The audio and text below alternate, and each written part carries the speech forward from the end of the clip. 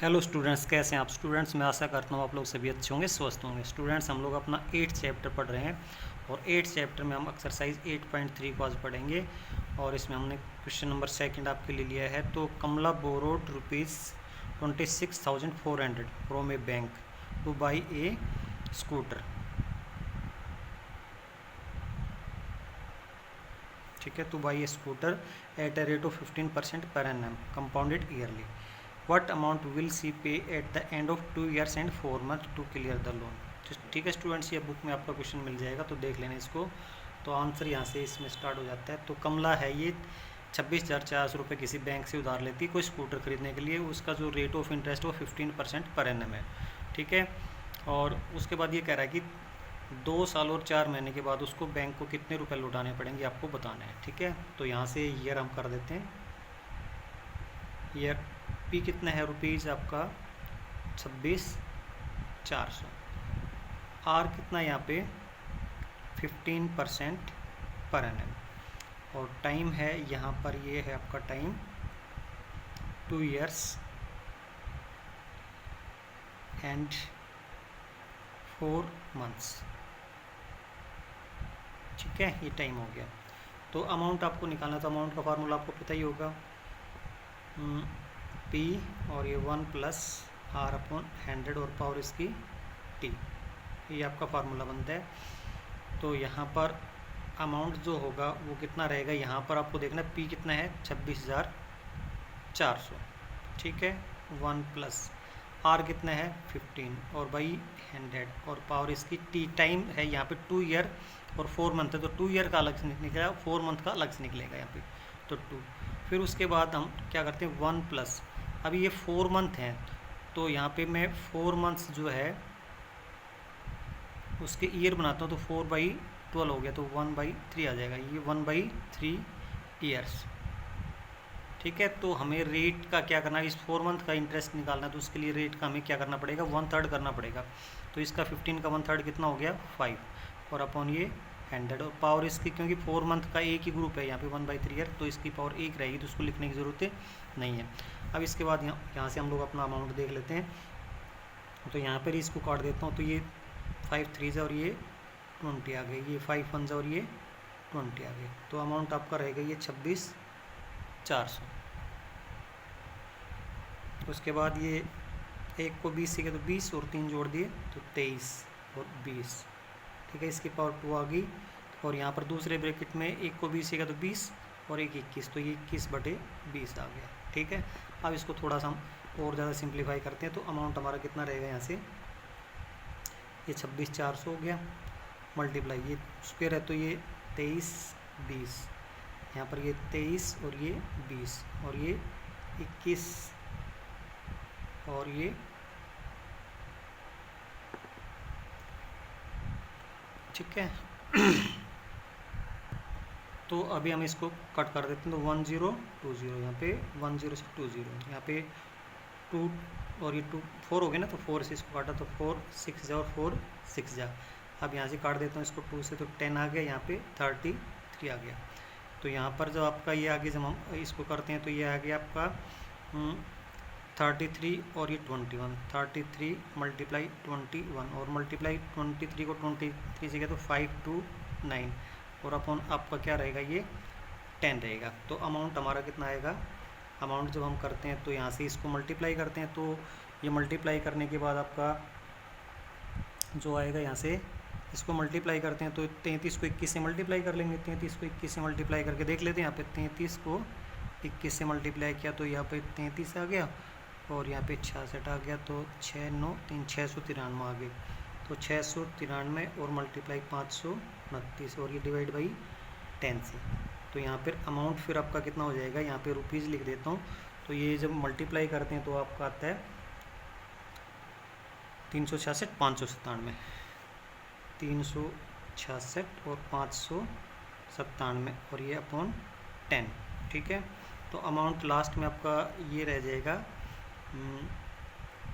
366597 और ये पॉइंट यहाँ पे लग जाएगा। तो लास्ट में आपका अमाउंट जो रहेगा वो कितना रहेगा, 3665 और ये क्योंकि ये रुपीज़ हैं तो यहाँ पे 1 जीरो लगा सकते हैं क्योंकि 36,659 रुपये और 70 पैसे हो गई अमाउंट। ठीक है, अब उसके बाद हमें क्या करना है, जो पूछा गया तो उसको लिख लेते हैं यहाँ से। उसके बाद ये पूछा है कि व्हाट अमाउंट विल सी पे at the end of 2 years 4 month। ठीक है, तो कमला will pay, so Kamala will pay, so Kamala will pay ₹366,509.70 यानी 36,659 रुपये और 70 पैसे। ठीक है, सो कमला विल पे रुपीज़ इतने after 2 years and 4 months।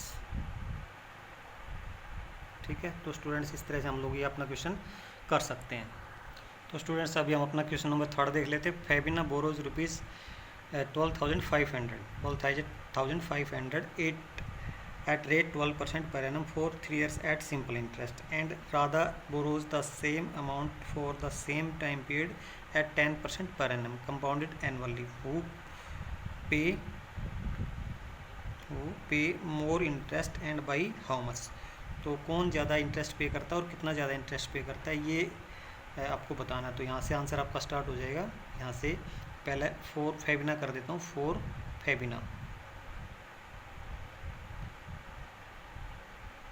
Febina के लिए। ठीक है, तो यहाँ पे पी कितना रहेगा, ₹12,500, टाइम उसका 3 years और रेट रहेगा उसका 12% पर annum। ठीक है, तो SI सिंपल इंटरेस्ट, तो सिंपल इंटरेस्ट का formula P × R × T upon 100। तो यहाँ से SI सिंपल इंटरेस्ट आपका हो जाएगा P कितना है 12,500 मल्टीप्लाई R कितना है 12 और T है 3 और यहाँ पे ये 100 कर देता हूँ। तो 2 जीरो से तो 2 जीरो कट गए। अभी मैं क्या करता हूँ 125 और इसको मल्टीप्लाई कर देता हूँ 36 से, तो ये आपके रुपीज़ आ गए 4500। ठीक है, 4500 रुपये आ जाएंगे। तो सिंपल इंटरेस्ट हमारा कितना हो गया, SI सिंपल इंटरेस्ट ये हो गया 4500, ये रुपीज़ में आ जाएगा। ठीक है, या फिर यहाँ पे थोड़ा सा इसका लिख देता हूँ SI for Febina, SI for Febina.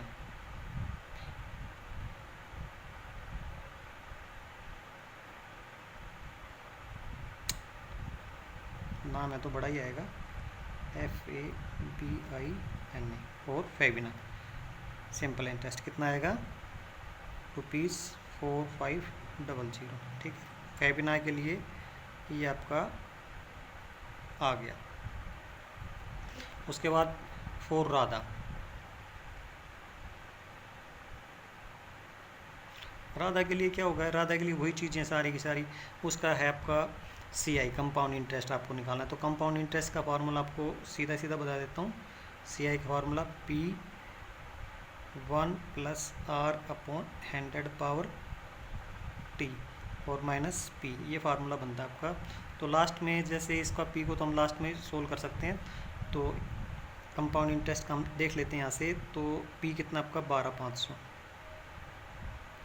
फिर रेट क्या है, ये तो 1 तो आएगा ही, और R आपका आपके पास 10% हो गया राधा के लिए, तो 10% है यहाँ से, ये 10/100 और पावर इसकी टाइम कितना, टाइम तो वही 3 years रहेगा आपका, 3 years, तो पावर इसकी 3 और -P मतलब 12,500। ठीक है, तो यहाँ पर मैं CI निकाल देता हूँ। तो CI के लिए यहाँ पे इसको कट कर देता हूँ, तो कट किया तो ये 12,500 और ये इसको मल्टीप्लाई किया तो 10 और एक जोड़ दिया तो 11, तो 11/10 और पावर 3 है तो 3 बार आ जाएगा, 11/10 और ये 11/10 और माइनस ये 12,500। ठीक है, तो यहाँ से 1020, तो ये 1020 कट गए। अभी क्या रहेगा आपका कंपाउंड इंटरेस्ट, क्या रहेगा 125 और इसको मैं मल्टीप्लाई करता हूँ 11 से, तो ये 1331 और अपॉन 10 और माइनस ये हो गया 12,500।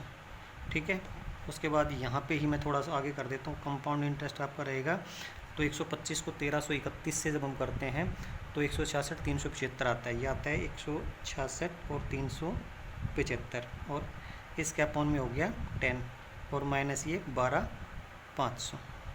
ठीक है, अब इसको जब यहाँ से जब कंपाउंड इंटरेस्ट निकालते हैं तो कितना आएगा, यहाँ से इसका पॉइंट हटा देंगे तो यहाँ से सॉरी पॉइंट लगा देंगे इसमें, तो 166.5 और इसके बाद में जीरो लगा सकते हैं क्योंकि रुपए और पैसे हैं यहाँ पे, तो ये आपका 12,500। ठीक है, तो यहाँ पर CI लास्ट में रुपीज़ कितना आ जाएगा, इसको जब माइनस करते हैं तो वो हमारा आता है 4,137 रुपये 50 पैसे, 4,137 रुपये 50 पैसे। जब इसको माइनस करते हैं तो ये आ जाएगा। उसके बाद ये कंपाउंड इंटरेस्ट हो गया किसके लिए, राधा के लिए। ठीक है, अब ये सिंपल इंटरेस्ट था, सिंपलेस्ट है फेबिना के लिए, तो ये 45 और ये 41। तो किसने ज़्यादा इंटरेस्ट दिया है, फेबिना ने ज़्यादा दिया ना इस 45 को, तो क्या करेंगे, फेबिना पे more interest, Febina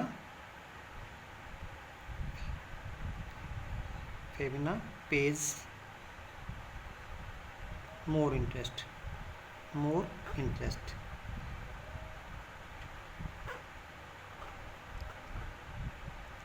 and by कितना, वो यहाँ पे लिख देते हैं, यहाँ से 4500 है ना ये, उसका 4500 है और माइनस 4137.50। ठीक है, तो इसमें जब माइनस करते हैं तो रुपीज़ कितना आ जाएगा, ये जब हम माइनस करते हैं तो 362 रुपये 50 पैसे आता है, 362.50। ठीक है, ये थोड़ा सा इसमें कैलकुलेशन वर्क ज़्यादा है, तो मैंने कैलकुलेशन आपके लिए पहले ही कर ली थी, आप लोग ये कैलकुलेशन वगैरह कर लेना इसमें। ठीक है, तो अभी स्टूडेंट्स हमारा क्या हो गया, होमवर्क का टाइम हो गया। तो होमवर्क में हमें क्या करना है, सोल्व एक्सरसाइज 8.3 इन फेयर नोटबुक, और ये NCERT सेक्शन से आपको सोल्व कर लेना है। Thank you students.